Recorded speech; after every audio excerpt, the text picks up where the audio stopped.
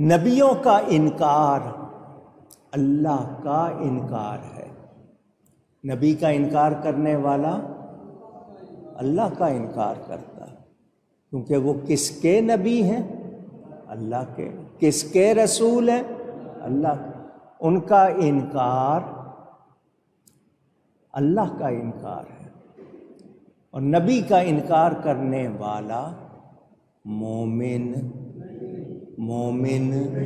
نہیں، ایمان والا نہیں۔ اللہ کو کسی کی ضرورت نہیں، اللہ تعالیٰ کو کسی کی ضرورت نہیں ہے، وہ بے پرواہ ہے۔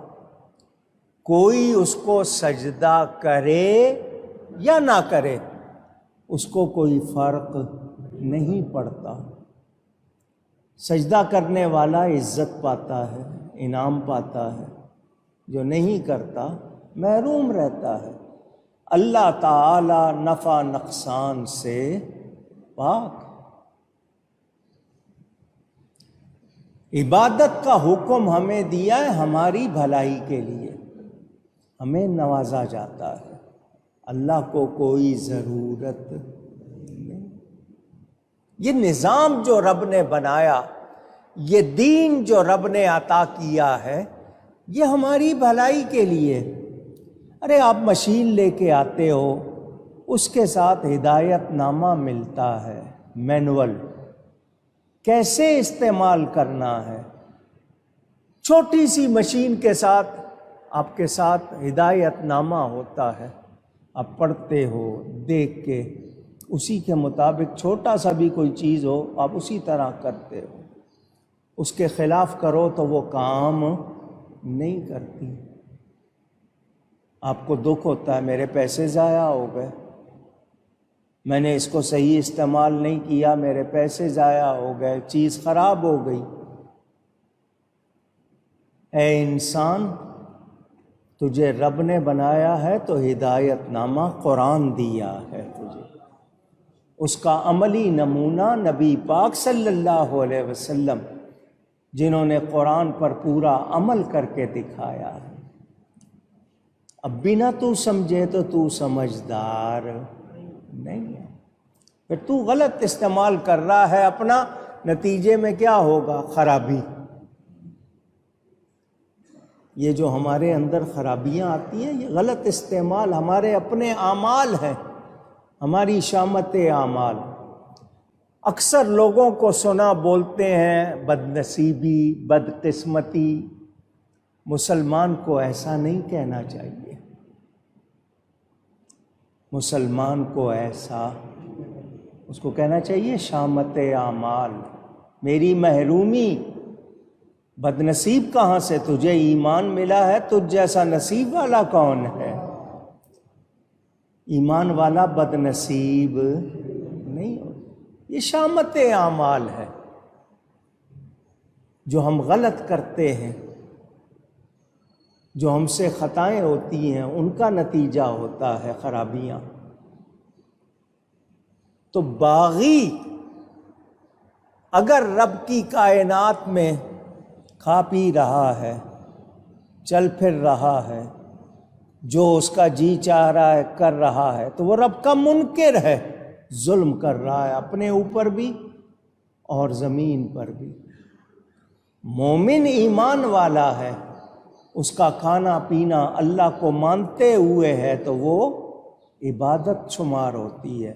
یہاں ایک بات یاد کر لیں، عبادت صرف یہ نہیں ہے کہ آپ مسجد میں آ کے بیٹھ جائیں، نماز پڑھیں، تلاوت کریں، تسبیح پڑھیں، نہ، صرف یہی عبادت نہیں ہے۔ آپ کی پوری زندگی عبادت ہو سکتی ہے۔ کب؟ جب آپ اللہ کے لیے جئیں۔ آپ کو کیوں بنایا گیا؟ عبادت کے لیے۔ عبادت کے لیے آپ کو جسم چاہیے، طاقت چاہیے، طاقت کے لیے غذا چاہیے، آرام چاہیے، آرام کے لیے بستر چاہیے۔ تو آپ کا کھانا پینا، چلنا پھرنا، سونا جاگنا، یہ سب عبادت ہو جائے گا۔ کیوں؟ کہ آپ اللہ کی عبادت کے لیے جی رہے ہیں۔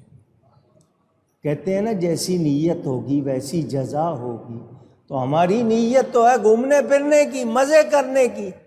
اگر ہم اللہ کے لیے ہو جائیں تو ہمارا ہر کام عبادت بن سکتا ہے، مگر ہم توجہ نہیں کرتے، دھیان نہیں دیتے، نتیجہ یہ ہے کہ ہم لوگ ناکام۔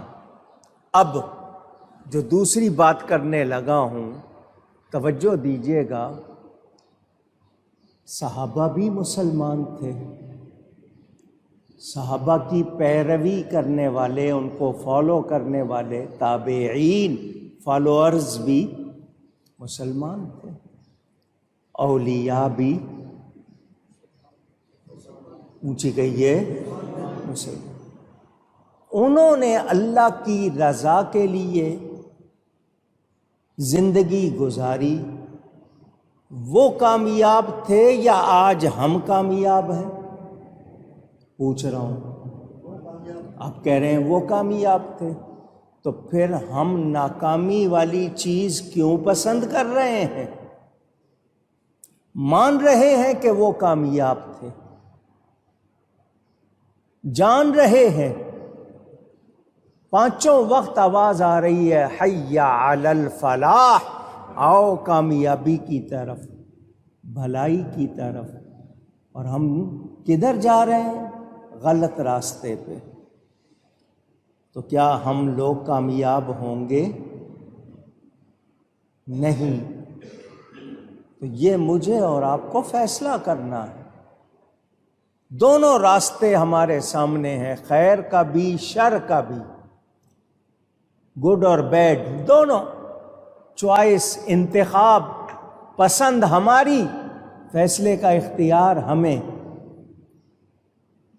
میں نقصان والی چیز کو پسند کروں گا تو میں بے وقوف کہلاؤں گا، نادان کہلاؤں گا، احمق کہلاؤں گا۔ لوگ کہیں گے کیا ہو گیا اس کو، مگر آج ہم وہی کر رہے ہیں۔ ہمیں دنیا کی چمک دمک نے سب کچھ بھلا دیا۔ اللہ سے پیار کر کے دیکھو، رب سے پیار کرو، پھر دیکھو وہ کتنا نوازتا ہے۔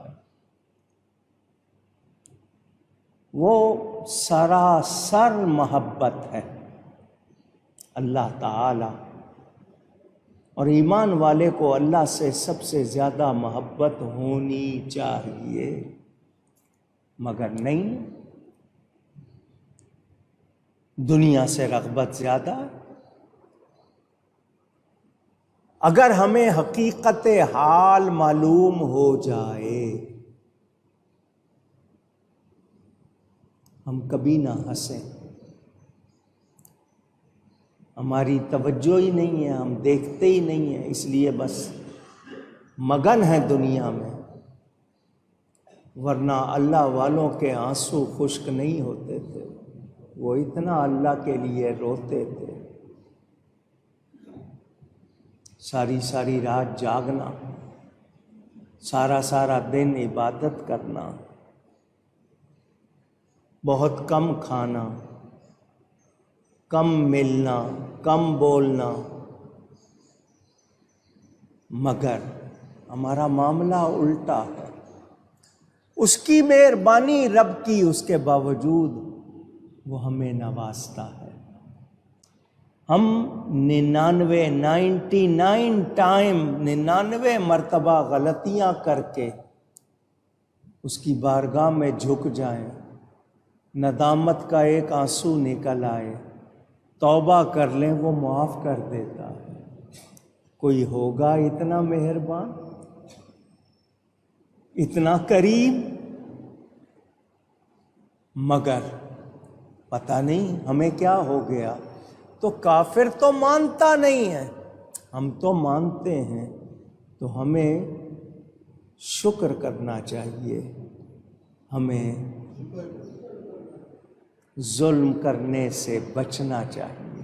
ہم اپنے اوپر ظلم کر رہے ہیں، ہمارا اوڑھنا، پہننا، رہنا، سہنا، اٹھنا، بیٹھنا غیروں کے طریقے پر ہو گیا۔ سنت کے مطابق ہوتا تو جو حبیب اتنا پیارا ہے، اس کی ادائیں اتنی پیاری، تو جو اپنائے گا کتنا پیارا ہو جائے گا۔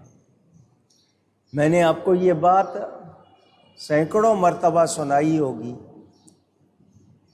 مولانا روم رحمۃ اللہ علیہ نے لکھا مثنوی شریف میں، کسی نے مجنوں کو دیکھا ہرن کا منہ چوم رہا۔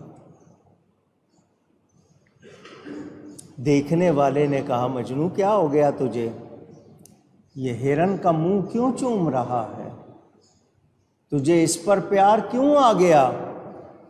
اس نے کہا، اس لیے کہ اس کی آنکھیں لیلا جیسی ہیں۔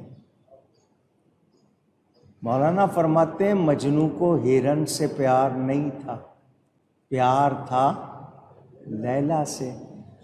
اس کو ہرن کی آنکھیں لیلا جیسی لگیں تو اس کو ہرن پر بھی پیار آ گیا، بلا تشبیہ۔ کہاں مجنوں کی بات، کہاں رب کی بات۔ مجنوں کو پیار ہے لیلا سے، ہرن پر پیار آ گیا کہ اس کی آنکھیں لیلا جیسی۔ سمجھنے کے لیے بات ہے بغیر تشبیہ کے۔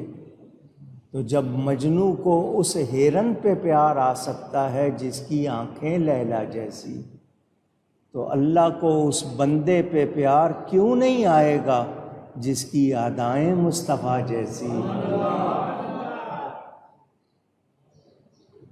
کیونکہ اللہ کو پیار اپنے حبیب سے ہے، تو جس کی ادائیں ان جیسی ہوں گی اللہ کو وہ بھی پیارا لگے گا۔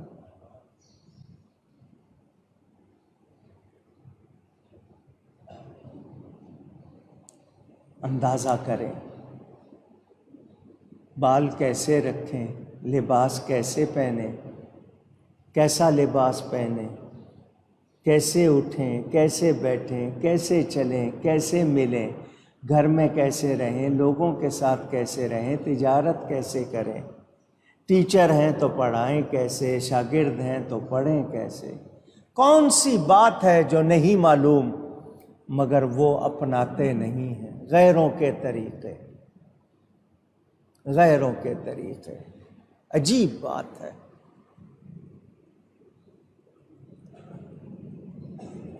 اللہ فرماتا ہے اللہ کی شان نہیں کہ وہ کسی پہ ظلم کرے، لوگ خود اپنی جانوں پر ظلم کرتے۔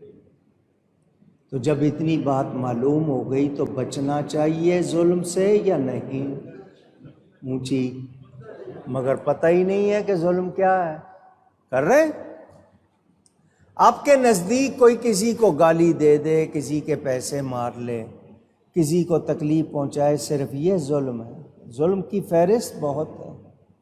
سچ کو جھوٹ بولنا، جھوٹ کو سچ بولنا، یہ بھی ظلم ہے، یہ بھی ظلم ہے۔ نافرمانی کرنا یہ بھی اونچی ظلم ہے۔ پتہ ہے کہ یہ ظلم ہے، اور یہ بھی پتہ ہے کہ اللہ ظالموں کو پسند نہیں کرتا، اللہ ظالموں کو ہدایت نہیں دیتا، تو پھر کیوں نہیں بچتے؟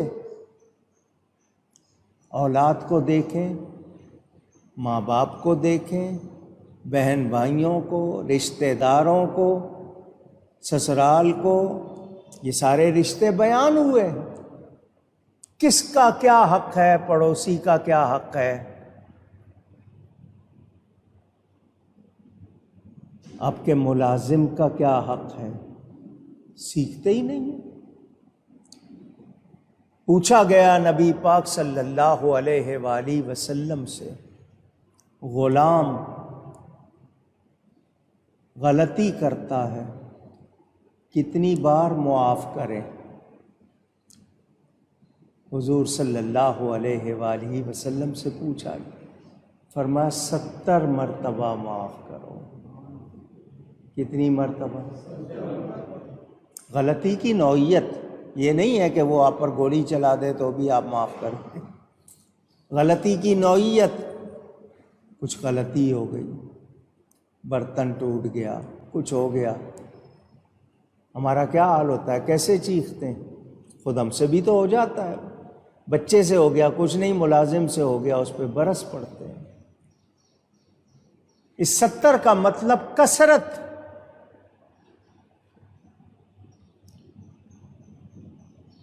ہمارے ہاں اس کی کمزوری ہے، اس کی مجبوری ہے۔ اگر اس کی مجبوری نہیں ہوتی وہ آپ کے ہاں ملازم ہوتا؟ آپ سوچو اگر میں اس کی جگہ ہوتا تو کیا ہوتا۔ آگے رمضان آئے گا،